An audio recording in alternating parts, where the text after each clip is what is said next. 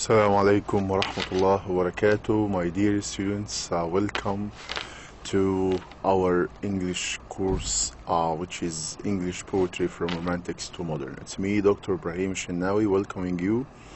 Today, inshallah, we are going to start our 12th lecture. The course is approaching its end. Hope you are doing well in your studies, not only in my course, but also in all the other courses, inshallah. Today, as I have just mentioned, that today, inshallah, we are going to start together our 12th lecture.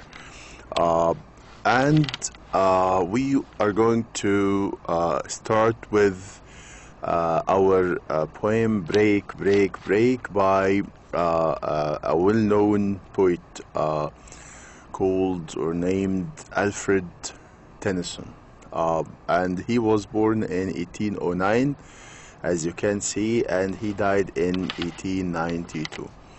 Okay, I'm going to read first the poem with you, and then you will see later the summaries, the explanation, the commentaries, and all these things that you are used to see with me.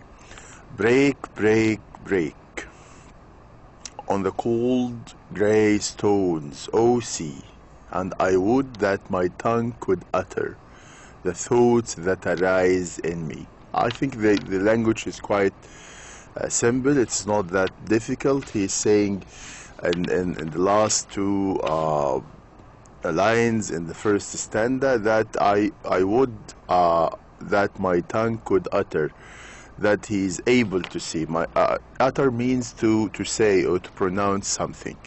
So he wished if he is able to utter something, that the thoughts arise in me. He wishes that he is able to express the thoughts that he has in his mind. And why he is saying this, we will know later.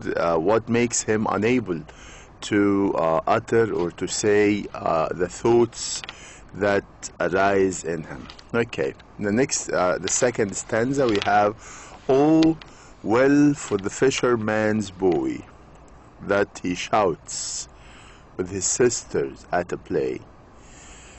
Oh, well for the fisherman's boy, that he shouts with his sister at play. Oh, well for the sailor lad, that he sings in his boat on the bay." So he sees here some people who are so happy, like the fisherman boys and his sister, they are playing.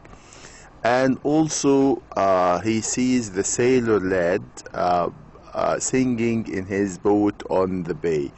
So he sees some people happy, enjoying themselves, playing, singing, and all this, and of course he is not able to do this. Why? Still, the reason is still uncovered. The reason is still not revealed till now. We do not know until now why he is sad, why he cannot do the same as the others, why he cannot sing or cannot play or cannot express his happiness like the others that he sees.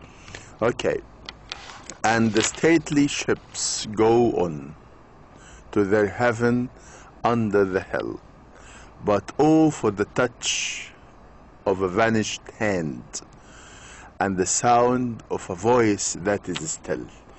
Now he is giving us a picture of the ships that are going to their port, that life is going on normally and around him, but there is something that makes him unable to have pleasure, to have happiness, which is, he starts to tell us about the reason in the last two lines here in stanza 3.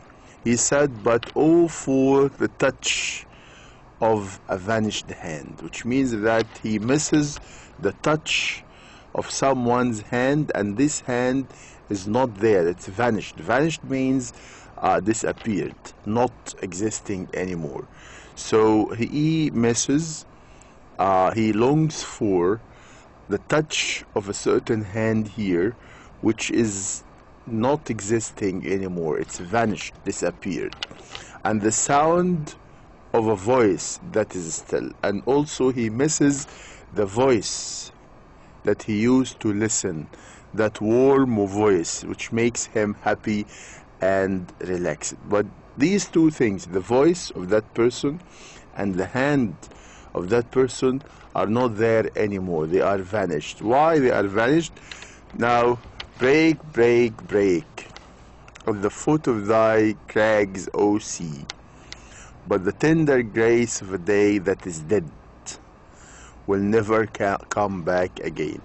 So now we know the reason why the poet is sad, because of this word which is dead. That person that he misses is already dead, and of course we have here, will never come back to me, which means that of course all of us know that those people who are dead never come back to life.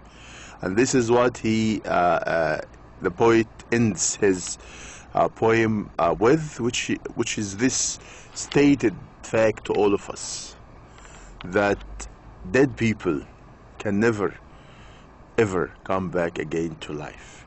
So now we know the reason why our poet is so sad, why he is so disappointed and depressed, why he cannot express his feelings, why he cannot express his thoughts that arise in his mind, why he cannot share the happiness of everyone around him, why he misses that hand that used to touch and the voice that he used to hear. Why he is doing all this? Because he misses his friend, his dear and close friend, who is dead, and of course and consequently they will never meet again in life, in our life. So which means that this hand and this voice can never be heard again. Why? Because that person who has that voice is dead. So he, as we can see, ends his poem with this sad fact to the poet, that the tender grass of a day that is dead will never come back again, that his friend can never come back again to life because he is dead, and they are not going to meet anymore in the present life. So this is the reason for that sadness that our poet has. And let's now go and see something first about Tennyson himself, and of course we are going to know something about the poem itself. So Tennyson was one of a family of 12. He was a member of a family that consists of 12. The place where he was brought up was a very retired one, and here from childhood. Tennyson stored his mind with those impressions of nature to which it was ever deeply sensitive. He published his poems in 1840, which firmly established him as the leading poet of the day. He was created poet laureate in 1850. Once more, let me remind you that these dates that we have here after each poet is important, because you might have some questions, not only about this poem, and also about the other poems that will be like Alfred Tennyson was born in, and I gave you one of the dates, 1809 or 1810 or 11 or whatever. Okay, so please pay attention to these dates. They are important in each poem, not only in this poem. Last time, if you still remember, I asked you to make like a timetable, like a table, sorry, for the poems themselves. You need to write the name of, you divide that table into columns, starting with the name of the poet, his date of birth, his date of death, the title of the poem, and then you write the dates in which this poem was written, and also in another column the date in which this poem was published. And you write something about the number of stanzas of each poem, because I might ask you, this poem consists of break, consists of 4, 5, 6 stanzas or whatever. Also, you need to write something about another column about the rhyme scheme.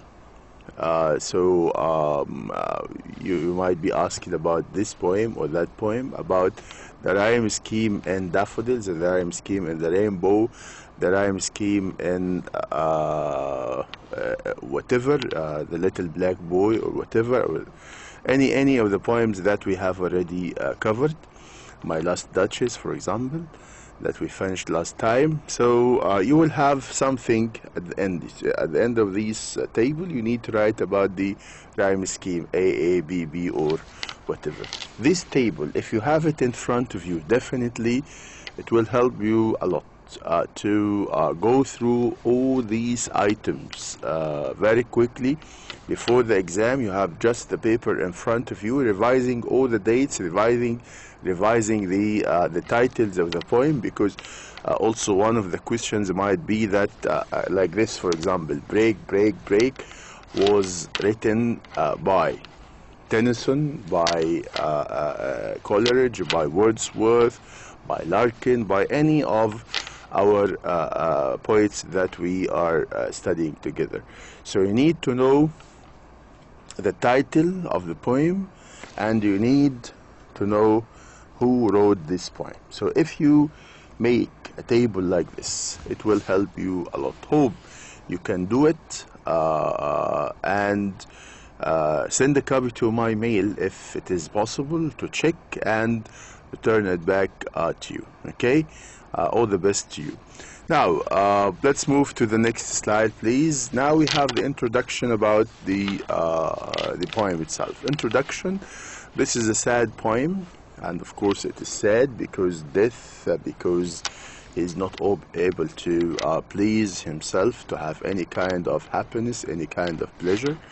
This is a sad poem inspired by the death of Tennyson's intimate friend, Arthur Hallam. So now we know the reason why the poet is sad, because of the death of his friend Arthur Hallam. Okay, the sea with its waves breaking against the shore awakens in the poet's memories of bygone days and reminds him of happy days that passed never to return.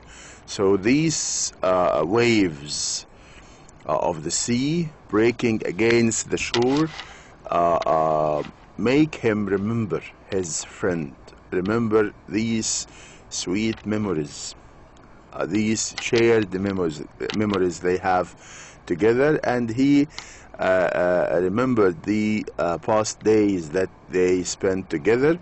And this made him so sad, because he is sure that these days now they are past and they will never return back again. In stanza 1, the poet expresses his inability to describe the thoughts that arise in him. And this is what we know, that the poet is unable, he cannot express his thoughts that he has inside him. And then in stanza 2, he envies the happiness of the fisherman's boy who who plays with his sister, and the sailor who sings happily in his poet. So we find the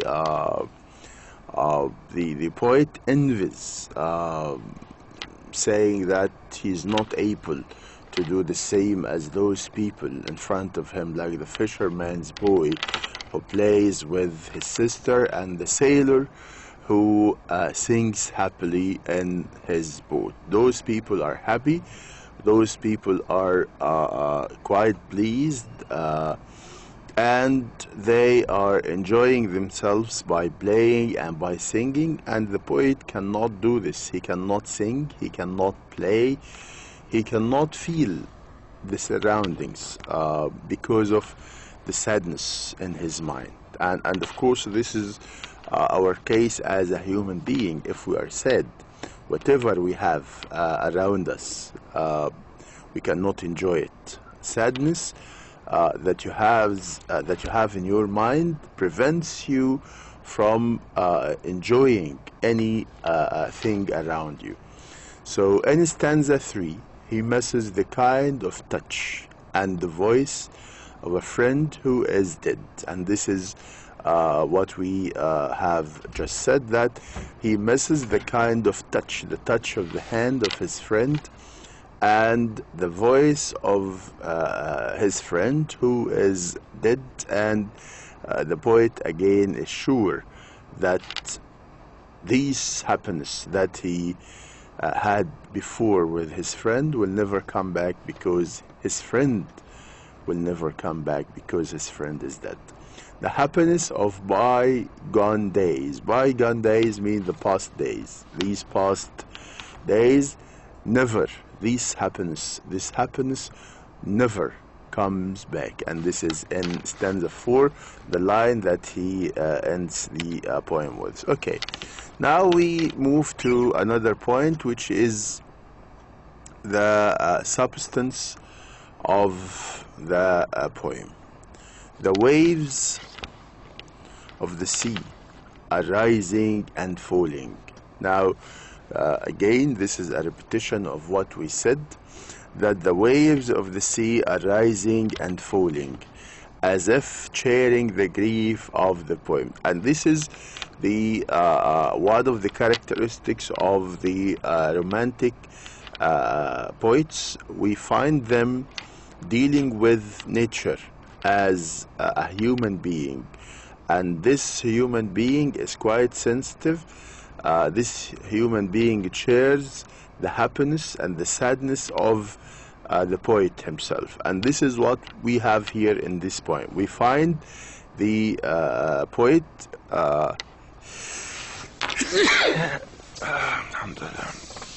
I'm sorry for this.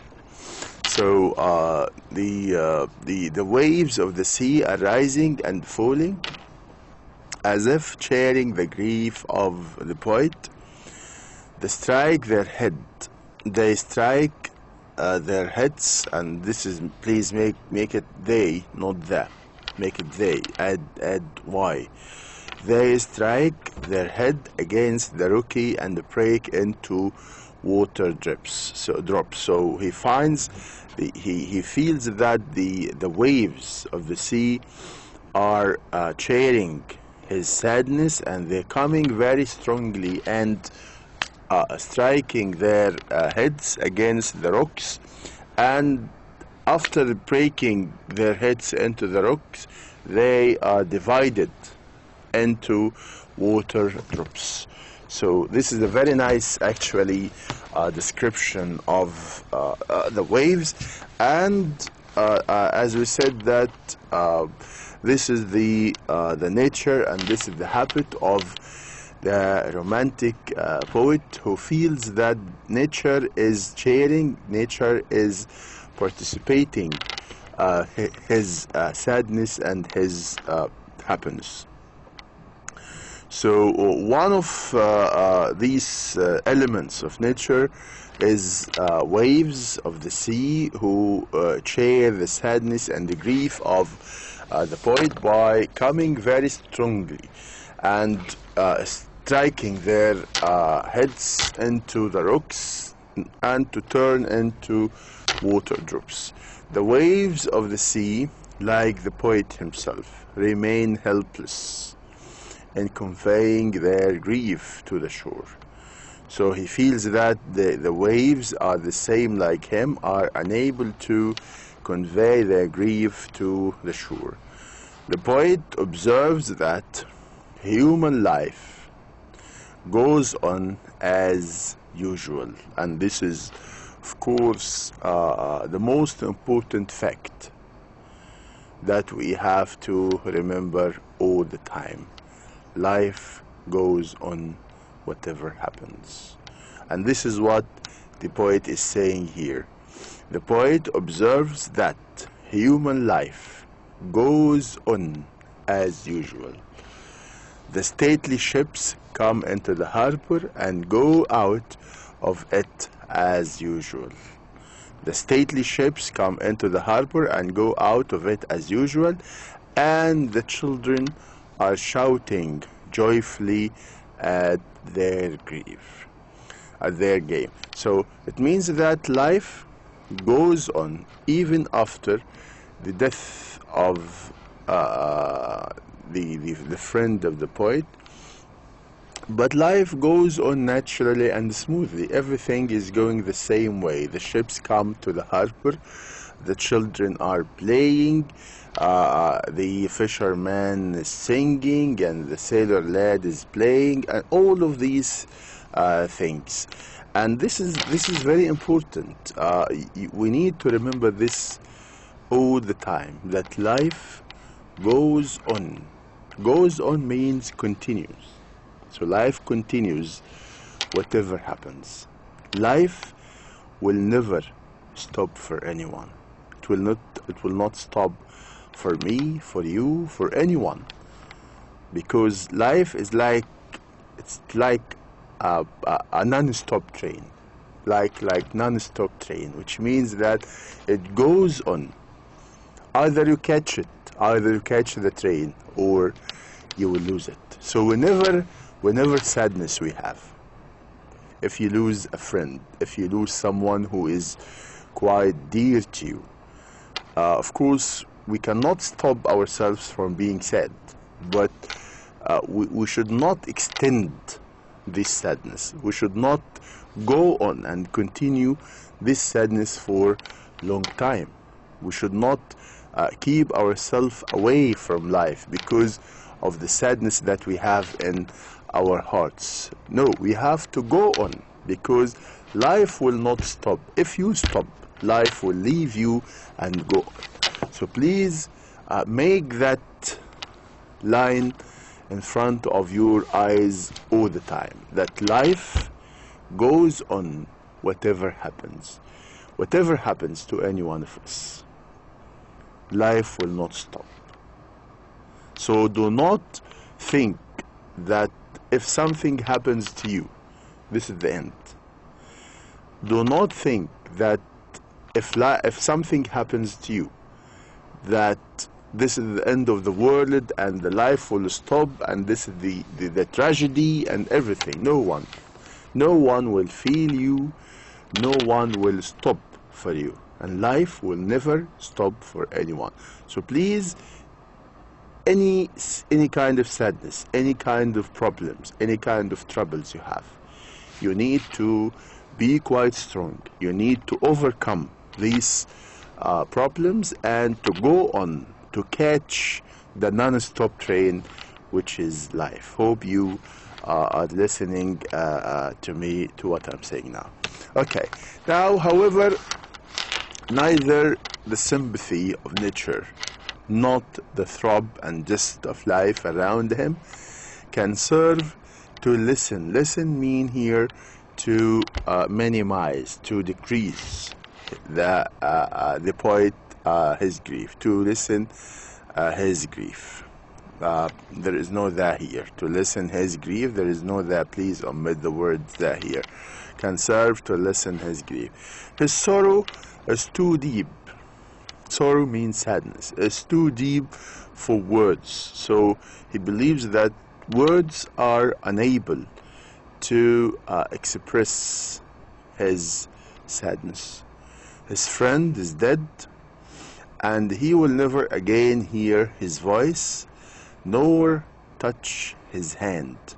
The pleasure which he enjoyed in his company will never be again. That pleasure, that happiness which he used to have when he was with his friend will never come back again. The word company here means in the company of, when they were together, companionship, not company as a verb. But the tender grace of a day that is dead will never come back to me. And these are the last two lines in the poem, that the tender grace, these happy, sweet memories that we had in the past of a day that is dead, will never come back again. That these sweet memories, these happy moments that the poet spent with his friend will never come back again because his friend is dead. Okay, critical notes and comments and explanation we have here. We have stanza 1. The poet sits on the grave. Of course, you know the word the grave. The word the grave means tomb of his friend Arthur Hallam, and this is the name of his friend Arthur Hallam, on a lonely hill overlooking the Bristol Channel. The poet is sad at the death of his friend. His sorrow is so deep, his sorrow is so deep that he fails to find adequate, suitable words to express it. Break, break, oh sea. We find him again. I'm repeating the same ideas, the same types of explanation, just to stress the idea in your mind. So the waves of the sea are rising and falling and breaking into water drops.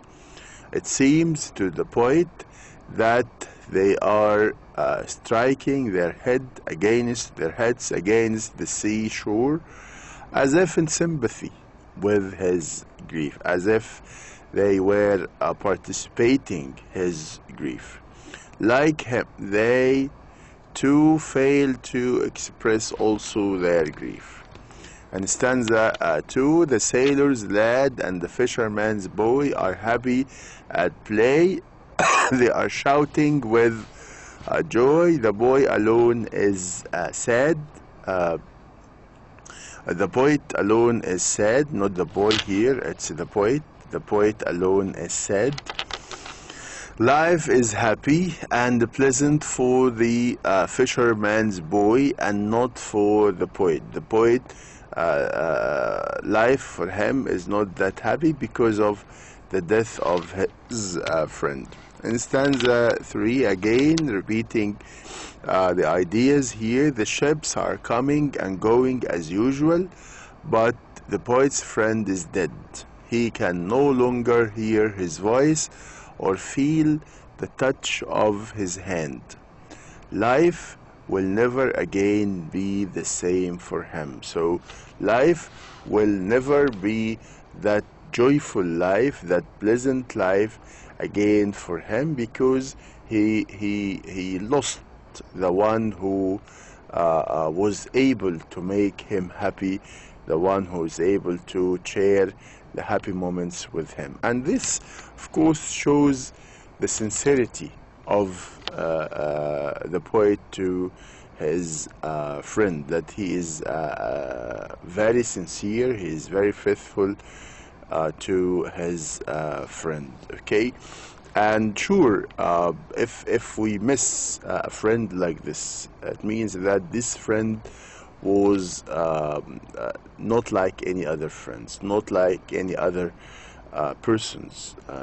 If someone misses another one to that extent, it means that he was very close to his heart. They have the same ideas, the same feelings, and this of course makes things different.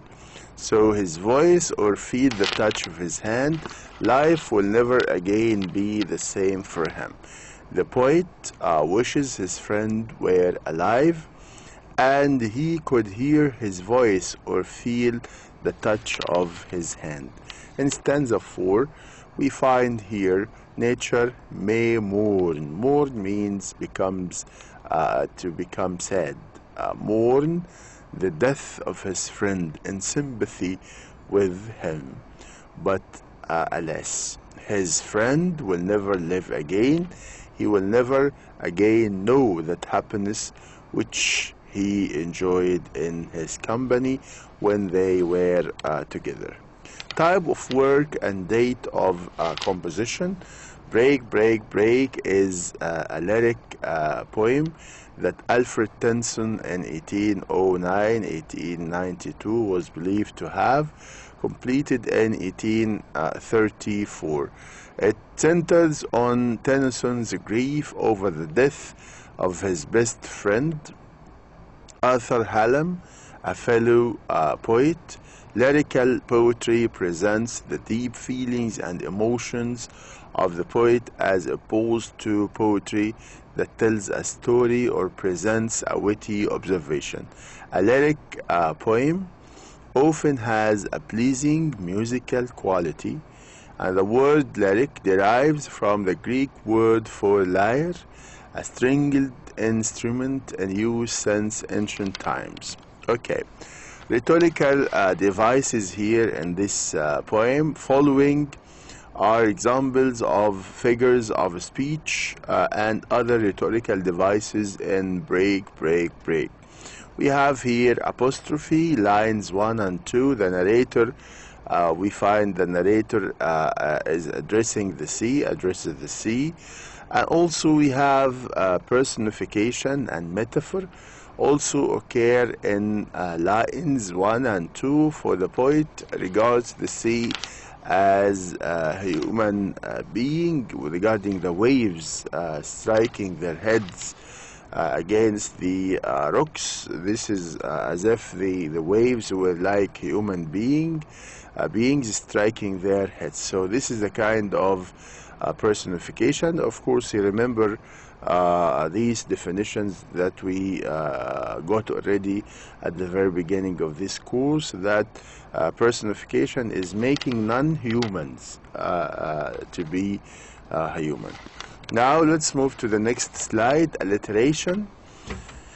Line 8, we have boat on the bay. So we have B, and this is a kind of alliteration, which is the repetition of consonant letters at the beginning of the words. The repeating the same consonant letter at the beginning of the word. And this is what's happening here, boat and the bay. And lines 1 to 12, stanza 3, uses these figures of speech as follows. And this is an example of the alliteration. The stately ships go on to their heaven under the... So we have he and he sound here, but O for the touch of a vanished hand. And the sound of a voice is still. So we have the word sound and we have still. Alliteration also in line 15, we have day that is dead. So we have de, d, and dead. And themes, the theme in that poem is quite clear. The main theme is bereavement, heartache, emptiness, in the narrator's dark hour of grief. The sun rises, children laugh, business goes on as usual. How could the world be so cruel and unfeeling?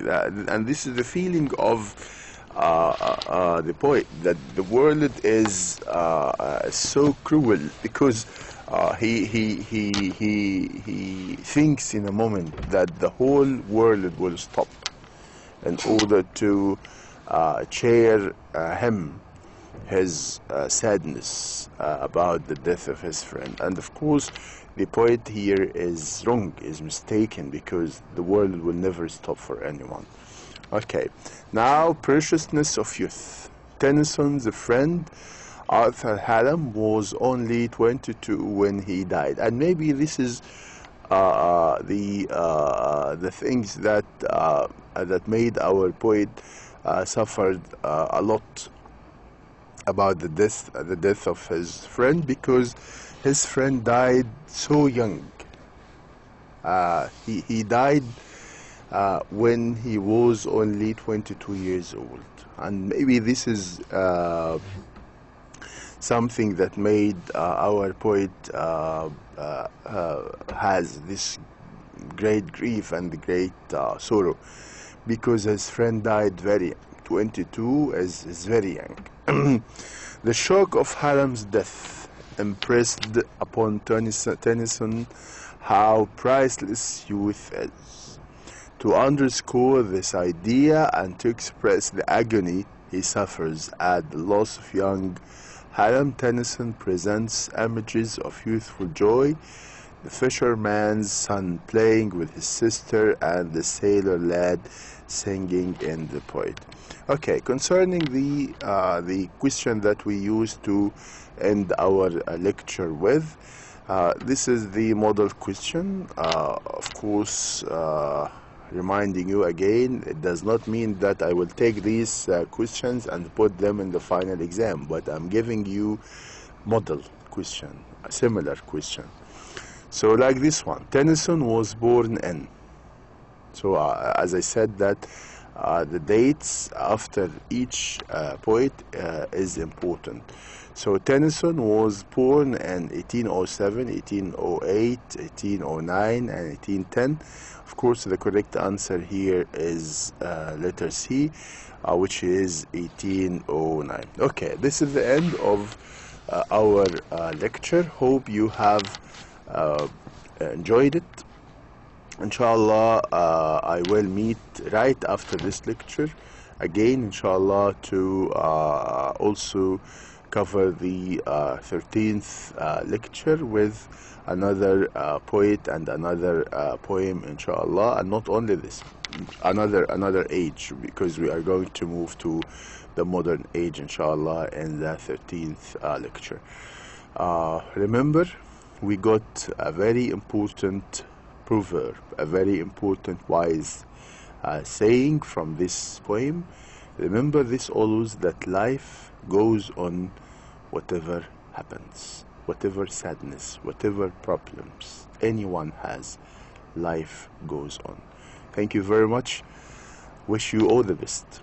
Inshallah, I'll meet you next week. Assalamu alaikum wa rahmatullahi wa barakatuh.